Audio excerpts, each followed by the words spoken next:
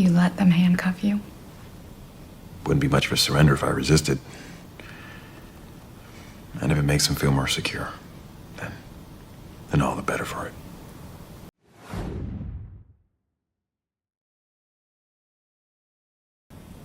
You let them handcuff you?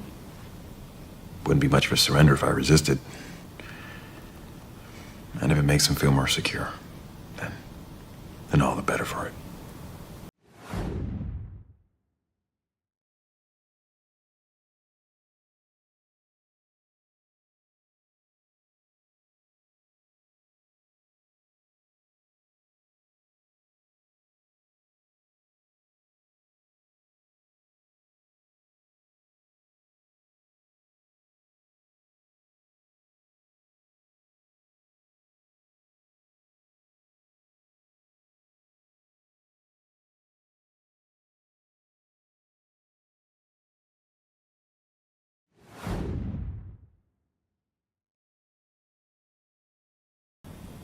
You let them handcuff you?